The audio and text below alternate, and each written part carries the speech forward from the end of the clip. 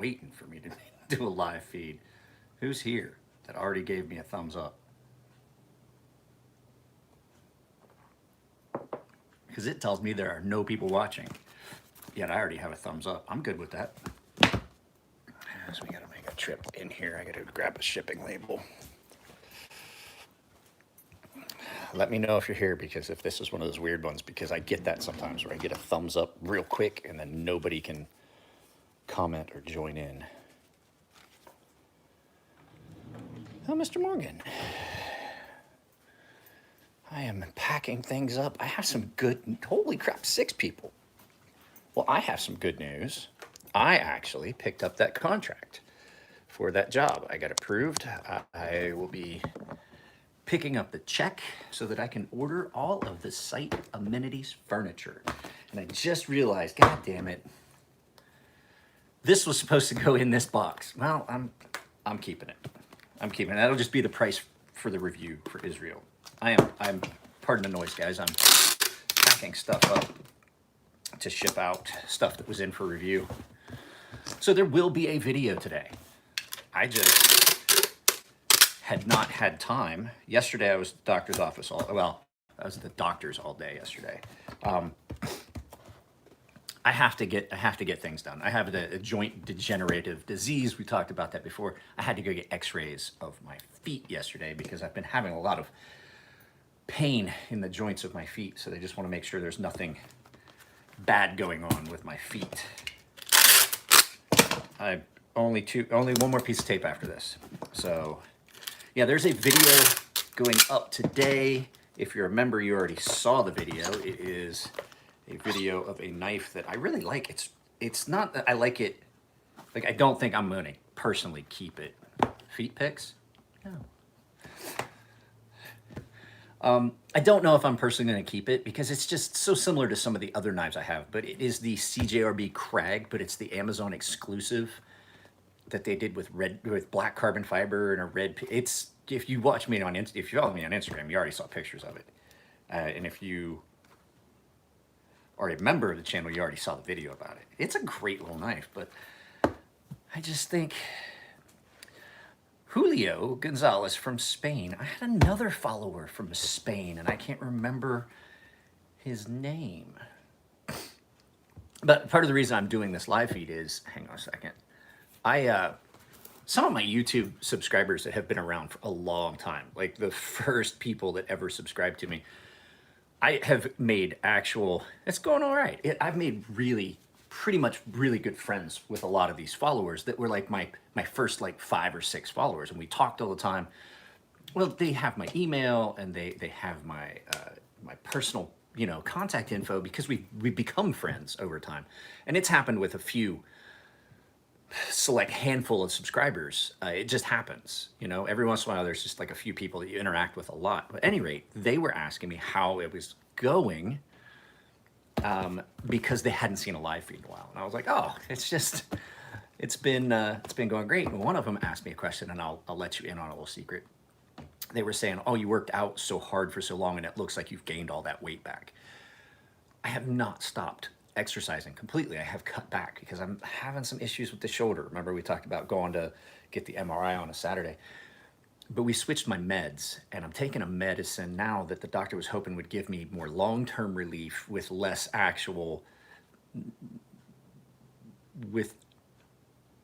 without any actual, without having to take it as often. So I wasn't having to take as many injections, and hopefully less of the negative side effects. Well, problem is, like, sometimes these meds don't exactly do what you want. So it seems to be working, but the fact is I have gained a ton of weight. I've gained probably 20 pounds just because of the medicine. Like, you can see it in my face, and I'm not happy about it. And I get some other side effects. Like, I have constant indigestion, and that's one of the side effects from the meds. So last week was my last week on that little trial, and we were hoping it would be something that would better regulate my immune system so it's not such a spike and up and then down to the bottom with the meds that I was on.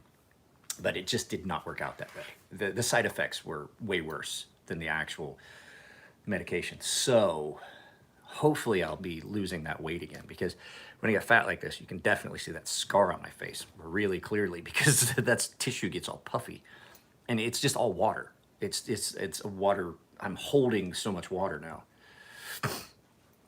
It doesn't. I've tried it. It's a wives' tale. The amount of turmeric, we talked about it. Like I've done looked it up in the online studies and research. Like everybody's like, oh, it does affect inflammation, but the amount that you would have to take is just unfeasible for it to be for somebody like me that has an autoimmune disorder. It's not just joint inflammation. My immune system attacks my joints. That's just all there is to it. And so it's just one of those things that there's none of these little cures. Like for gout, I've had gout before, and I actually had gout here not long ago, and taking an excess of potassium, not too much, but just a little excess potassium in your diet, like eating a couple extra bananas a day. Like you should eat 2 bananas a day, and the potassium actually interacts with the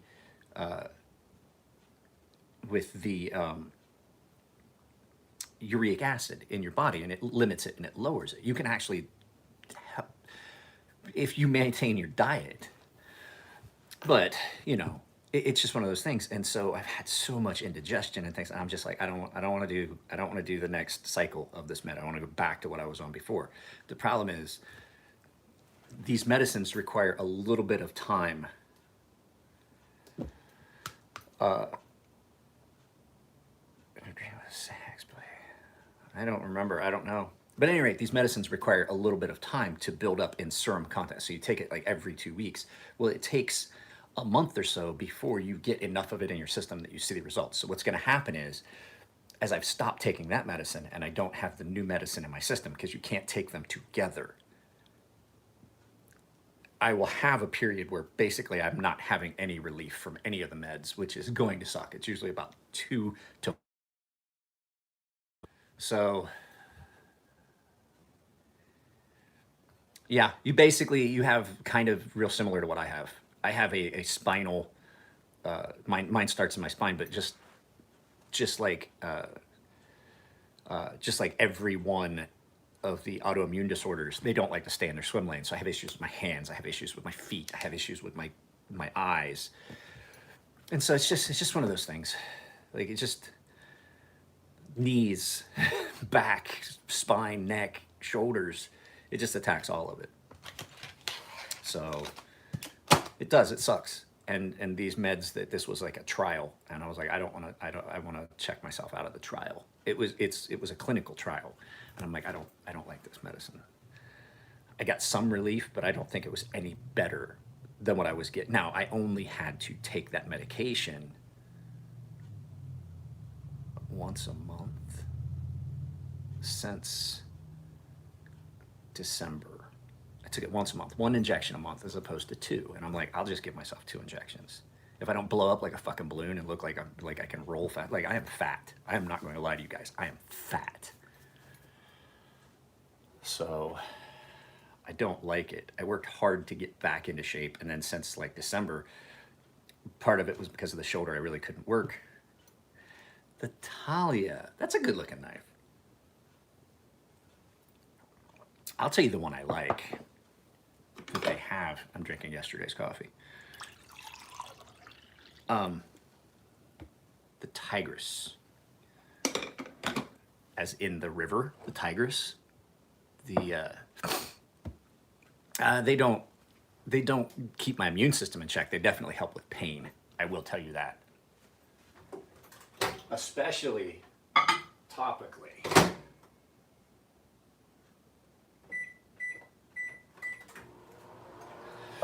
Topically, like when a joint hurts, I have a tincture that I made with a bunch of, devil lettuce and stuff like that, and I use that on my shoulders and things like that.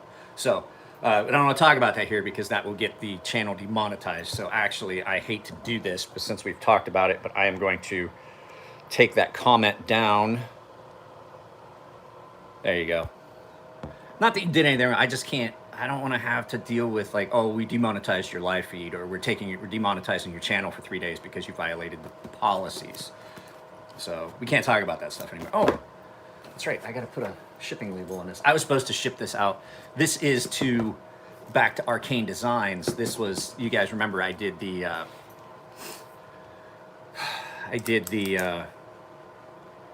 whatchamacallit, oh, the Necronaut video. It's a gorgeous knife. It's just not a knife that I would carry. Like I said, there is absolutely nothing wrong with that knife. It's just not, I'm sorry, the handle for me just wasn't quite what I wanted. I don't like, okay, you're not gonna get a good anything for me about many Spyderco knives at all. I have 2 Spyderco knives, actually I have 3. I have a little tiny one, but I'm not a big fan of Spyderco knives these days. I don't think that the quality, is there for the amount of money that they're charging. They've become a novelty. They're novelty knives at this point, like, because they haven't been like, oh, we've got it 8 different steels and 6 different colors, and you should collect them all. They're like the Pokemon and Yu-Gi-Oh of the knife world. And I get it. If you like them, that's fine. That's great. I'm just not a fan, and I think that their quality is well below what a lot of other manufacturers are putting out at the same price. To include Benchmade. Benchmade knives, even though I get upset with their, even though I get upset with Benchmade's grinding on their knives, I can fix that. There's a lot of times that there's just so many issues with a Spyderco.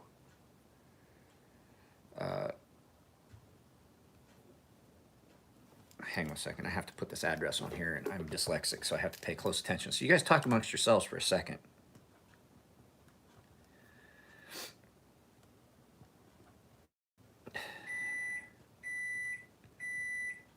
Yes, I know.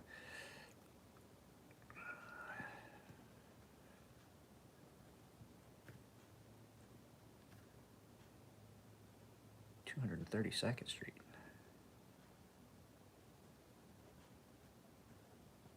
I see these addresses that have things. Did you know that Mike has merch? I hear he has a cool coffee mug. Where is my coffee mug? Thank you for saying it.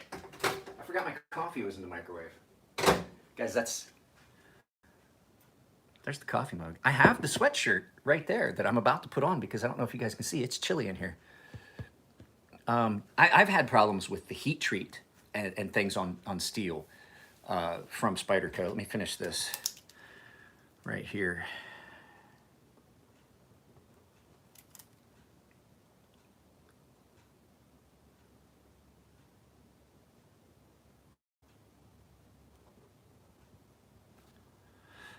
I got to send this off. Israel was so nice to let me borrow this, and I have had it way longer than I should have. And I had every intention of this going out last week, and I walked by my little shipping area. I'm trying to get everything pared down because we still have not found a property, but when we do, we're gonna have to move soon.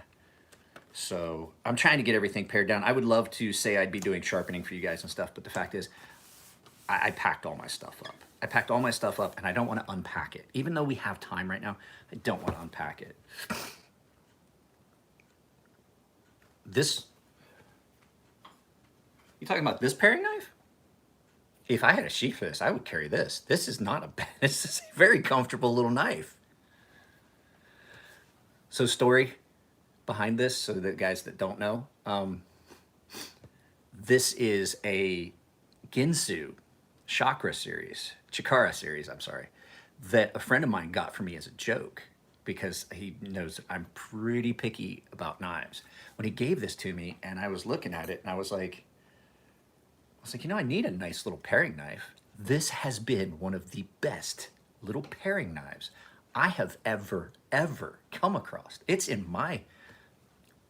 the block where I keep the high-end knives, the expensive stuff that my wife doesn't use. Because my wife does not use my expensive knives. She's hard on things. And she knows it. That's why she has a set of kitchen knives that are hers, and I have a set of kitchen knives that are mine. But this is in the block with my more expensive stuff because this is a great, super good for potatoes. It's so thin.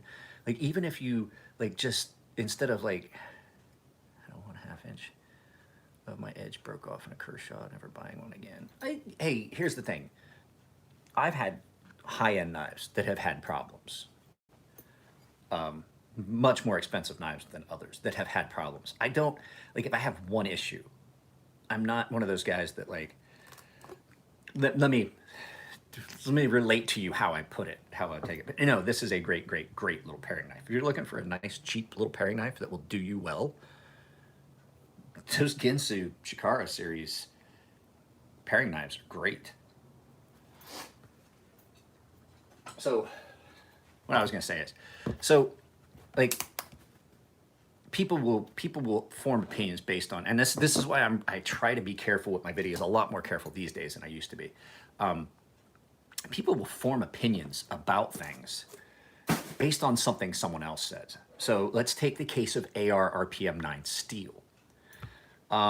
Everyone I've seen review the knives, like actual reviewers that have had the knives in hand, are like, oh, this is a really good budget steel. This is a great budget steel. And I found that I have had zero problems. Well, Outpost 76, and I'm not discounting his experience, had a problem with steel and he didn't like, and I was like, well, you know, the fact of the matter is that that's not what that was meant for. It wasn't meant to do the things he was doing. But then he had said something about it not deburring. Well, he's the only person I've heard have that issue. But then there's a bunch of people that have went and have commented and contacted me and are like, what's this crap? You can't deburr it. I won't buy it until I find out. I was like, I haven't had that experience. He had that experience. And what I can think is the people that I've heard that are saying they had experiences with that, they use the really aggressive diamond stones. I don't. This steel is a very good, very easily sharpenable steel that I use. Aluminum, I don't use an aggressive medium. As a matter of fact, I prefer to use a much less aggressive medium than the diamond plates that you get with a KME. I find that those diamond plates in the KME do form a huge burr on pretty much anything. And I reserve that diamond plate a lot of times for knives that I know will not, that I have to do a lot of work on, and then I just have to deal with the heavy burr that forms later. I have not experienced that with this because I didn't even put this on a diamond plate, on an aggressive diamond plate like a DMT. I put this on just my regular stones from 220 grit up, and that's all I ever used on. So I don't know. I should probably experiment and see what this does if I sharpen it on that really aggressive DMT plate. But I think a lot of that had to do with how it was sharpened. Not that they didn't know how to sharpen, but the stones, the type of stones that they used. So I have had zero issues with the RPM9, but that goes back to what I was saying. So one person says something about a knife, and that's why I'm really cognizant about what I say in videos. I'm not happy with the quality of Spyderco. I will go ahead and say that because it has not just been an isolated incident of one or two knives. It has been a lot of knives that have come in from a specific company. Quality issues, pivot, you know, action, things that just are incorrect. That's what I base that off of. Multiple experiences, not just somebody said something or I had one bad knife. Now, Benchmade, their quality build is way better. I think that they still charge too much for their knives. There's that Benchmade 940 should not cost as much as it does. It's a good knife. And now that I've been able to change the color and change the blade steel in it, it's the best 940 I could ever hope to have. It's exactly what I wanted. I didn't put any creamer in that. So I like, just because you had a Kershaw, boy, this has been a long, let me circle back around on this. I'm Jen, whatever her name is, Jen Psaki. Let me circle back around. I have to circle back around. I have circled around that question completed. What I'm saying is, just because you had one bad Kershaw doesn't mean they're all bad. I will say Kershaw does not have the quality that, like, I don't have any Kershaw. I don't have any Kershaw knife. I can honestly say I don't like any of the Benchmade or Spyderco designs. I really don't like any of the Spyderco designs except for the Endura and the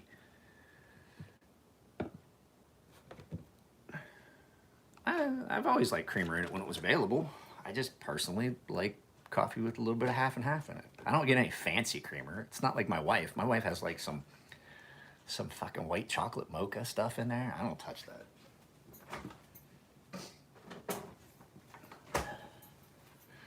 I will drink my coffee black, not day old coffee. This is day old coffee that's warm in the microwave. It gets a little bitter, acidic. Yeah, it's time to trim the mustache. It's getting in everything. So yeah, if just because you had a bad experience with a knife does not mean that you just write that company off. I've had innumerable bad experiences with Spyderco knives. Not even my knives, customer knives, like custom, because I can be objective. If I buy something, I don't know if you guys know this, when you buy a knife, there's a little honeymoon period where you don't see any fucking flaws with that knife. None. Everything's perfect. And then every once in a while, somebody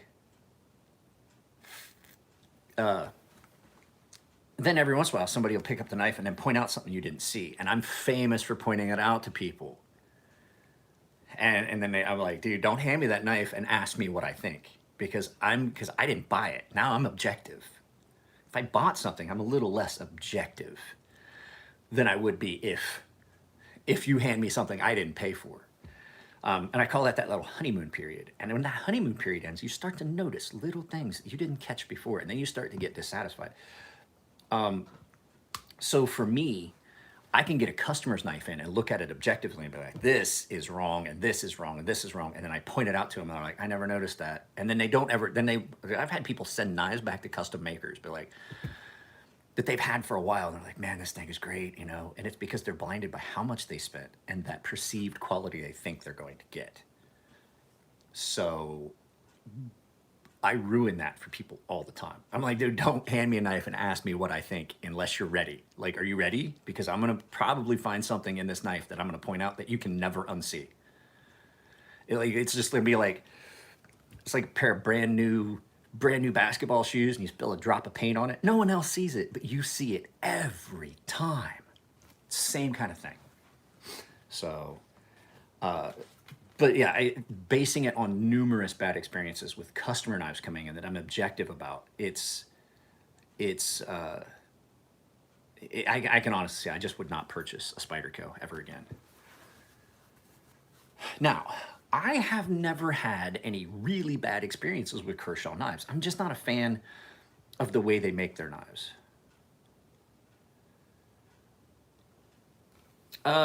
With that, and yeah, sort of, a knife maker, like things that I would have done, things that are different.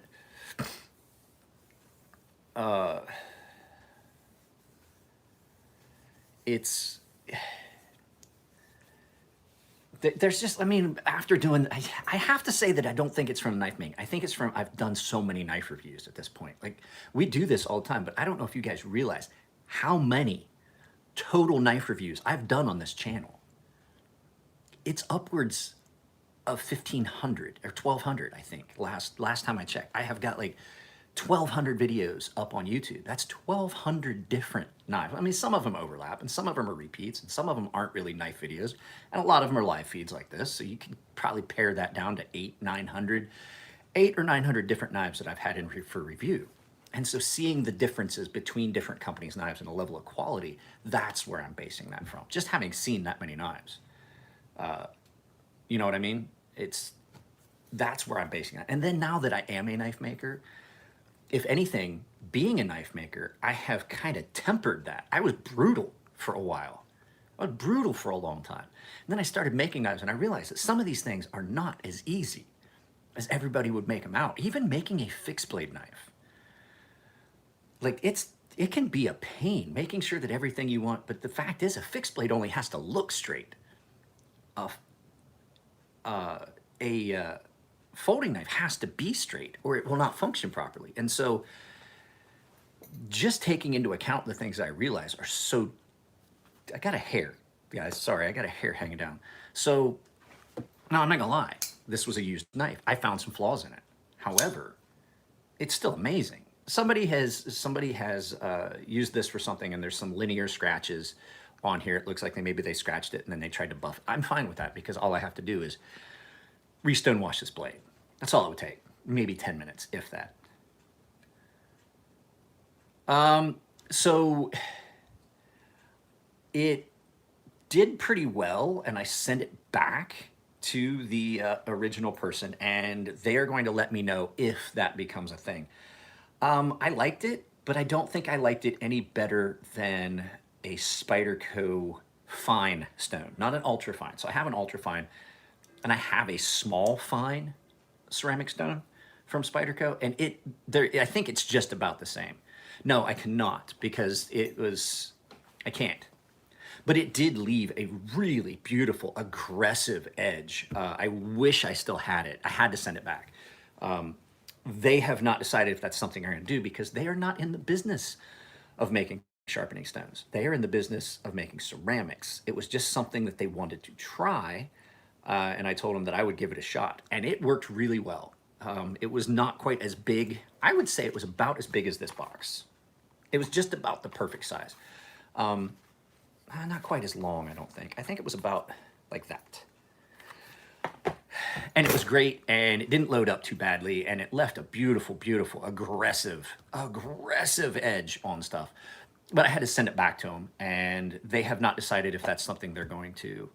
It kind of for them was, and they just wanted to see if I liked it, and I really, really did like it. And I told them one of the things they could do that would be awesome is to make a stone about that size that is round on one side and flat on the other, because then if it's round, not like aggressively round like a rod, like my ceramic rod that I use in the kitchen, a curvature to it, because knives like this that are not really, really deeply recurved, it would be perfect for. And they were like, oh, that's an idea. We could just do that in a mold. And I was like, that would be my idea of the perfect stone. It wouldn't even have to be that thick.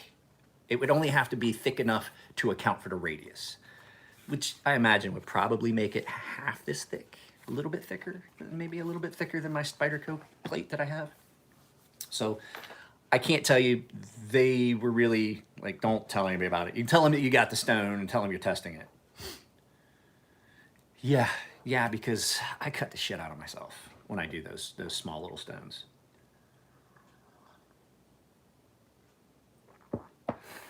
So yeah, I was up already this morning. I was making calls to the vendors that are going to be providing me that equipment. Back to the original thing where I said I picked up that contract. I just got in touch with them, let them know, okay, as soon as they cut me the check, I will be purchasing those items, and then, we'll get them delivered to the job site. So, but yeah, no, I wish I still had that stone. I have actually sharpened a knife. Have you ever seen these? These are the thirsty stone, I think is what they're called. I have several different kinds. These are a ceramic coaster. And we've had these, the wife and I have had these for years. I believe that we had these when we lived in Japan. And they work really, what I use these for now is when I do sous vide, to keep me from getting the bottom of the drip pan with the grill on it that I use for torch searing the stuff from burning the counter. I set it on these, I have 5 of these, and I set them all around it, and then I put the drip plate on it. It keeps it from burning the counter. But let's see, what's everybody else got going on? I have to, when we're done, I have to get an address to send this. This is going off to Josh Brooks, who is a blogger on Full 30 for gear blogs.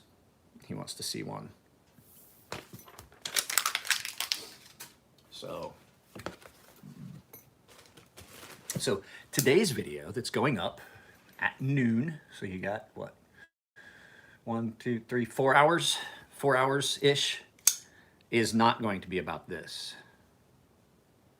Getting ready to backfill a hole. I don't miss that. So the video is not about this. The video Thursday will be about this. And it's not a full review because I've already done a full review of the Grimsmo Norseman. This is just a take on it. No, it's still 4 hours. It's just not noon for you. It's noon Pacific is when that video goes up. It doesn't work like that. You don't get to see it before everyone else. Nice. I like that. What was that? Feldspar. I already did the Cerberus knife, Mark. I already did it. You can go back through my videos and find it. I already did the Cerberus knives. Let me go get my sweatshirt. I'm cold.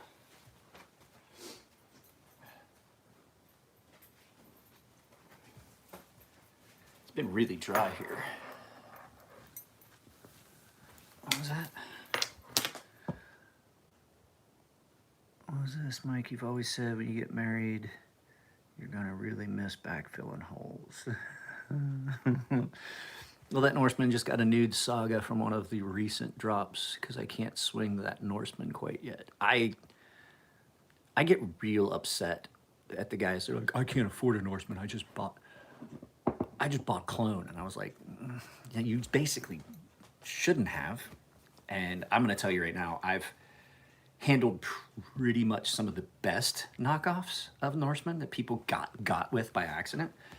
And they don't even compare. Even that one that David and I destroyed, and I still have to grind down into dust. Even that one just was not. Hang on a second, guys. I gotta put this phone on Do Not Disturb. Don't go anywhere. Momentarily, there will be pause.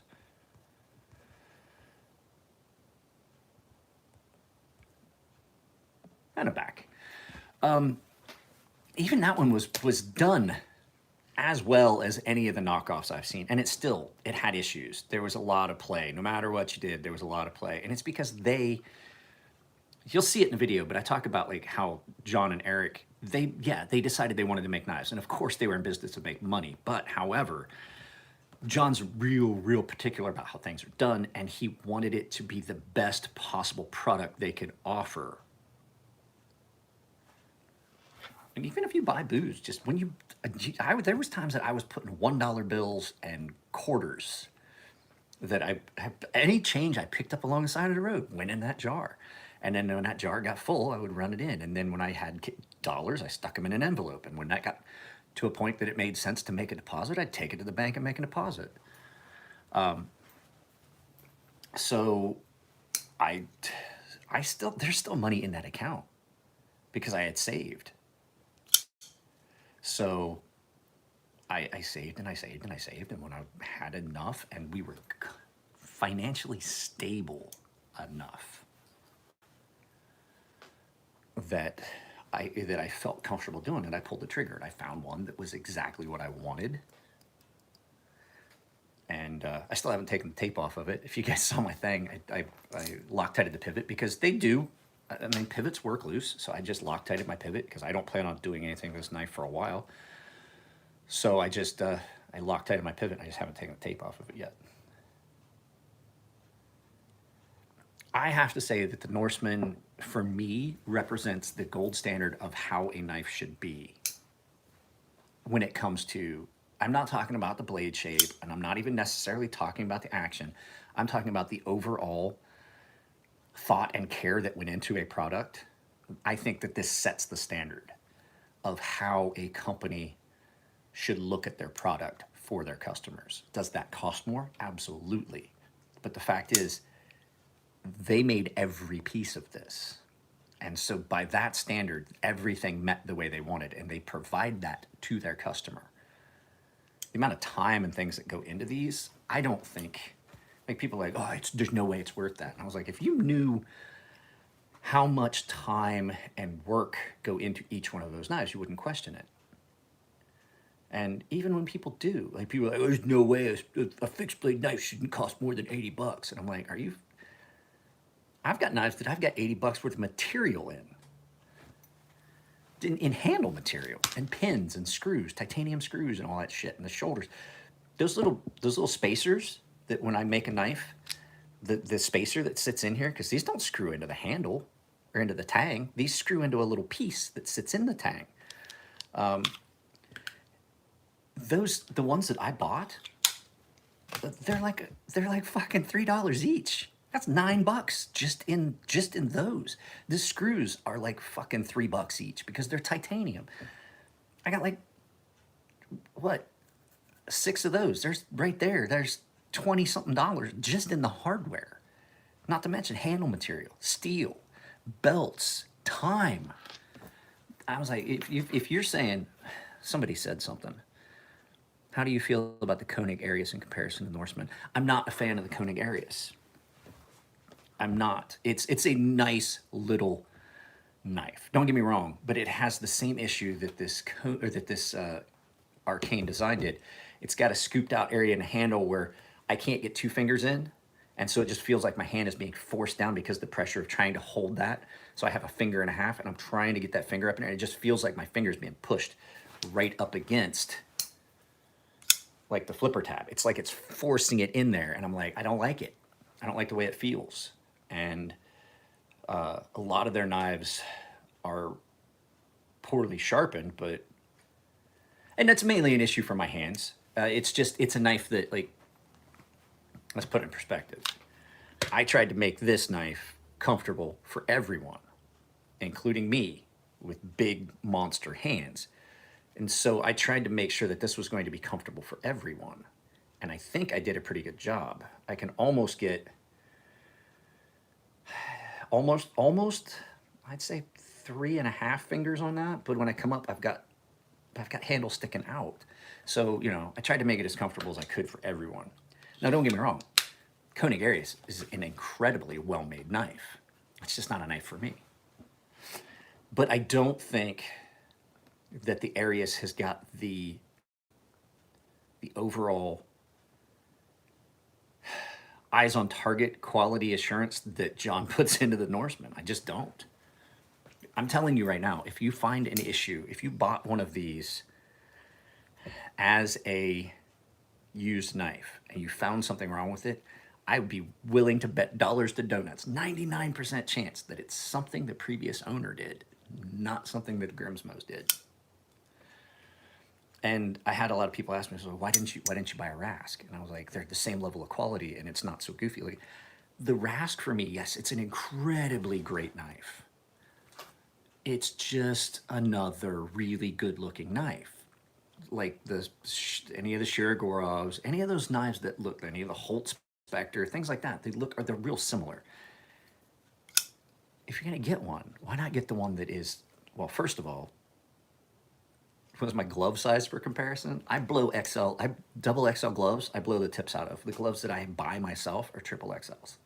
Because it gives me enough room that when I'm working, I don't jam my fingers through the tips. They actually had to order double XL gloves for me because they had to order enough of them, and they're like, dude, we're not ordering a whole case of triple XL gloves for you. You're not gonna go through them that fast. So 3X, to put it in perspective, let me see here. There's my wedding ring. And that is a penny.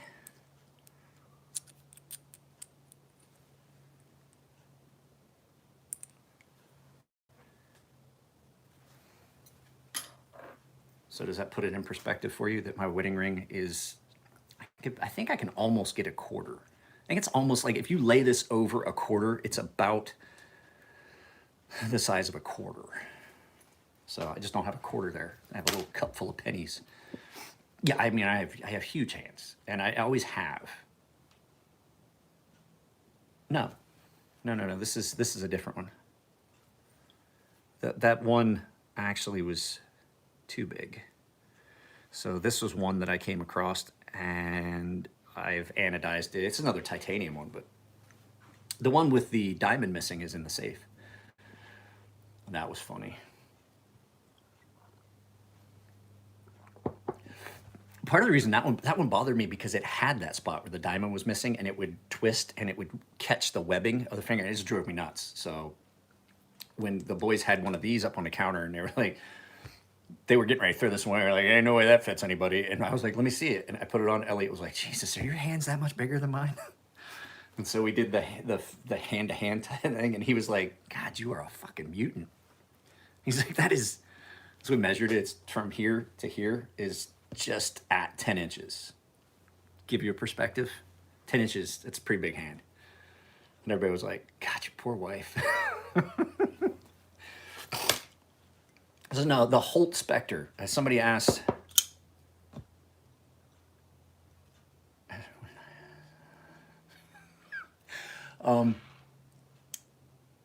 somebody asked about the Holt Spectre. That's another really, really, really well done knife. I don't know if I would compare the two because they're different.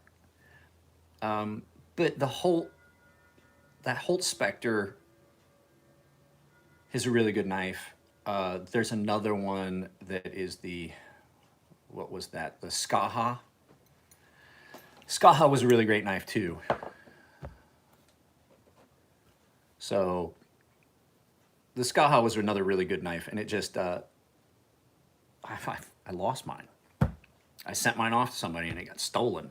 It's the only thing I've ever had stolen of mine in transit.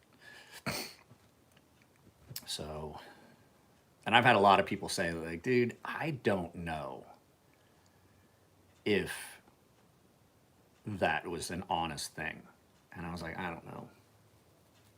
I don't know, but I don't own a Skaha anymore. It was a good knife. It was a great knife. I think it came super sharp. And it was similar in design to this. It had the step marks. You could see it had been CNC machined. But Joe and Angie over at Holt Blade Works, they do really, really good work. So, but, well, you're coming in at the end because I'm not staying on here too much longer. I gotta make sure my daughter gets up. She has to go see a chiropractor today. So, no skating this morning. That's why I had time to do this. But the video is going up about that, that Amazon exclusive Crag for CJRB. So I'm gonna get off here because I've got to get, that's what I was getting ready to say. The Skaha was like a budget Rask. You're absolutely right. It was like the Rask done in a budget fashion. And it was really good. I loved the one that I had, but I only had it for a few weeks. It was a gift from one of the subscribers, from Dwayne Smotherman. He bought it for me as a gift. And now it's gone. But yeah, I do need to get off here. I've got to get this stuff ready to ship out. Like I said, I'm trying to keep content up. There's not many sharpening videos. I have some stones set aside. I may do the grip progression video for that little knife of Nico's just to get it done so that I have that filmed, but I don't know because I don't have a canopy, so it's hard to film outside. I'd have to do it in here, and I really don't like doing it that way. So that might have to wait until after we move. So guys, love you all. If you haven't liked the video, I'd appreciate it if you drop a like on the way out. And if you want to get in on some of those exclusive giveaways, I think I'm going to try and get a couple of coffee cups to give away. If you guys if you guys are interested in that, you should probably join down below. So I'll talk to you all later. Bye.